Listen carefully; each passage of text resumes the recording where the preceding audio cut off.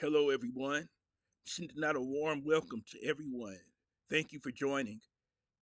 This um this is a very interesting uh book that I'm going to talk about. Very interesting history.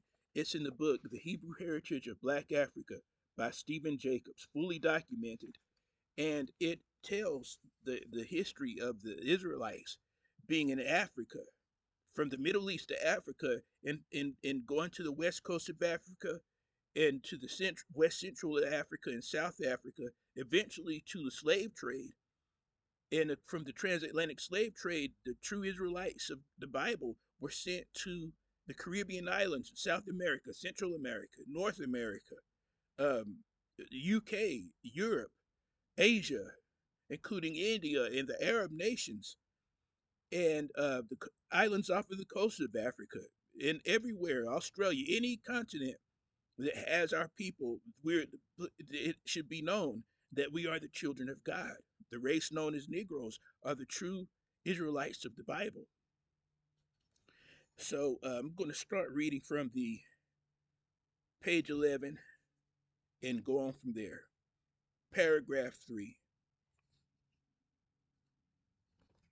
What, for example, is generally thought to be distinctively Jewish by persons of European ancestry is far different from what is considered Jewish by people of Asian or African descent. Bagels and lox, donut-shaped rolls, and salmon are considered native to most European Jews. In fact, these foods are Slavic and not Hebrew in origin. The common language of Central and East European Jews, called Yiddish, really is 11th century German with an admixture of Slavic and Hebrew words and expressions. The very word synagogue, which has become associated with the Jewish house of prayer, actually is a Greek word. Even the word Jew came into popular usage after the words Hebrew and Israelite, the former Jew originally applying only to those who were of the tribe of Judah, which at the time was only part of the larger Israelite nation. So people need to know that Jew is actually a word that really was used to define the tribe of Judah. But in fact, for this last mentioned reason, that most for in fact it is for this last mentioned reason that most black Jews prefer to refer to themselves as Israelites or Hebrew Israelites to distinguish themselves from their white Jewish counterparts. So Israelites covers the whole, all 12 tribes of of of of the Israelites. And so, but many people still use the word Jew interchangeably to refer to all 12 tribes as well. In the same way that European Jewish customs and practices contain much that is not pure in origin, the same can be said about the Hebraic civilization of Black Africa. The fact is that the Hebrew influences in both Europe and Africa, as well as in Asia, have been diluted with the passage of time. Our purpose, however, is not to stress the differences which have arisen from the processes of history, but rather to find those elements which bind people together. Okay? What then can be offered as evidence of a Hebraic background among the peoples of and from Black Africa, particularly that part of the continent, West Africa, from whence most of the New World slaves came? The answer is given to us by Professor Williams and the others who speak to us through the pages of this book. Their research and findings and their eyewitnesses' experiences prove once and for all that Judaism, or the way of life that has come to be so called by some, the culture and religion of the Hebrews, is deeply rooted in the native soil of Black Africa. Did you hear that? Let me say it again. Okay. Their research, their findings, and their eyewitness experiences prove once and for all that Judaism, or the way of life that has come to be called by some, the culture and religion of the Hebrews, is deeply rooted in the native soil of Black Africa. What we will discover is not merely that the Hebrew history of Black Africa is tied to that of the Middle East, but also that Black people and Hebrew civilization were synonymous from the time of the Hebrew patriarch Abraham onwards in Africa and in the Middle East itself. Although Professor Williams deals with the evidence of Hebrew culture in Africa and the Caribbean, he nonetheless alludes to the existence of Black Jews in the Middle East when he quotes Sir Harry Johnston, the leading British authority on Black anthropology in the 19th century, that Negroid people with kinky hair inhabited the Babylonian homeland of the patriarch Abraham. So people need to realize that at one time the people who lived in the area of Babylon, Iraq, the Middle East, were Black people with kinky hair, the originals. So Williams says this conclusion makes it easier to show that the same Hebrew stock in the evolving of certain tribes in Africa. Just how correct is Williams to rely on the scholarly conclusions reached by Johnson, we shall shortly see. So, the first part of the book deals with Black West African history and culture. And let me see. Then once we establish the existence of the importance of Hebrew civilization and culture there, we move to other parts of Black Africa and then to the Middle East. Finally, we shift our attention to America and the modern times. To fully update our book and to modernize some of the more archaic wording and grammar of our older sources, some of which date back several centuries and make your reading a bit easier. Uh, let me that part is not a part of the history. I'll skip that. Let's see how much time.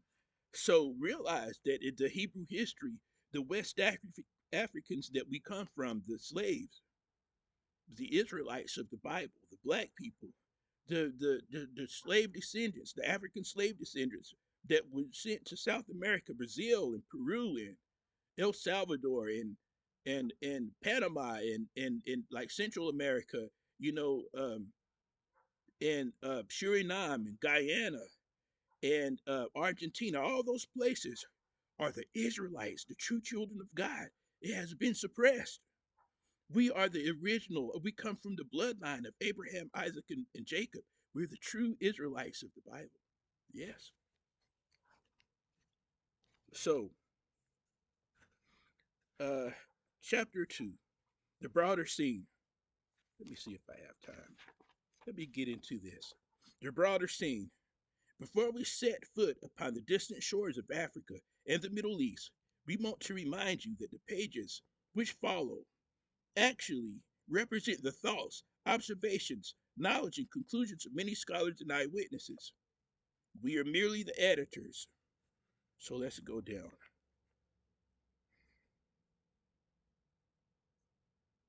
There is a well-known expression that a rose is a rose by any other name.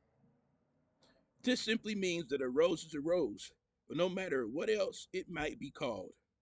We who live in America are accustomed to thinking in terms of European language and culture. This applies to Black people as well as to white. Negro is a word of Spanish derivation. Colored and Black are English words. Rarely does the Black man think of himself as a descendant of the Ashanti, Fanti, Yoruba, or other West African ethnic groups. Yet he remains a person with the same heritage, the same historical experiences and background, and the same kindred feelings and emotions as most others of Black African descent. So we're all related. Same bloodline, same DNA. In this same sense, such a person has a Black Israelite heritage. Listen again. In this same sense, in this same sense, such a person has a Black Israelite heritage, whether he chooses this term or not, or whether he knows it or not. Because these words are not customarily used by most Black Americans, does not mean that they do not apply. We in America tend to associate the word Jew in Hebrew with white people because of our European cultural conditioning. A trip to the state of the Israel would dispel this notion immediately. There you will find Jews of all colors and ethnic backgrounds living side by side. And historically, we can read in our own history books on African history that black Africans, an example, the Fallacia of Ethiopia, were Jews long before Christianity or Islam made an appearance on the scene. So they did not learn to be Jews by Christianity or Islam. It was already there. It must be kept in mind that the black man did not have control of his own destiny until recently. He was obliged and conditioned to accept the norms of others. And slavery and near slavery have been the rule in the United States. The ravages of intertribal warfare over the centuries and the intrusion of colonial and alien missionary forces combined to all but obliterate the knowledge of the distant past among the Africans themselves. Even where and when the black man finally gained his freedom, he remained culturally castrated. He lacked the tools, as any sociologist would agree, to be master of his own house. These tools include a homogeneous family and cultural and community life, an unbroken tradition of education and cultural self awareness, political and economic independence, and the psychological self assurance that comes with being a genuine first class citizen. The white man is logical of human nature, has written, I'm sorry, the white man as is logical of human nature, has written and interpreted history largely from his own point of view. Taking the following illustration is an example. Not long ago, the capital city of the Republic of Zaire, formerly the Belgian Congo, was featured in an article with a prominent American newspaper. It was written by a white man. The article mentioned that the native quarter of Kinshasa, referring to the section where its black citizens live, here lies the rub. The description of the black people living in a native quarter is grossly misleading. The word quarter implies something much less than the whole. It would appear that to the ordinary reader, whose mind retains the superficial impressions of his reading, that the native black Africans therefore live in a relatively small section of the city. The fact is that nearly everyone in Kinshasa is black, as they are in the country as a whole. To speak of a black quarter, there is to suggest the existence of a black minority. Nothing is farther from the truth. White history of Israel has been handed down to us mostly from white scholars. As a result, the emphasis has been put on what ties Europe and Europeans, on what ties Europeans and Europe to the Middle East. The possibility of a relationship between Black Africa and the Middle East is rarely mentioned. The bias in our knowledge of history runs deep. It is reflected in example by the fact that little space is devoted to the historic and theological kingship between Christianity and so-called uh, uh, pagan Greco-Roman religions of 2,000 years ago. Now, let's go down. No, let's see. Let's see. It is also reflected by the fact that relatively few books deal with the non Hebraic ancestry of most white Jews who are descendants of Greeks, Romans, Armenians, Berbers, and others who adopted or converted to Judaism during the period of its greatest expansion into the Mediterranean area before Christianity began. Certainly, few white historians are able to plumb the depths of anguish and despair suffered by black Africans who, like cattle, were once herded to the Western Hemisphere as slaves.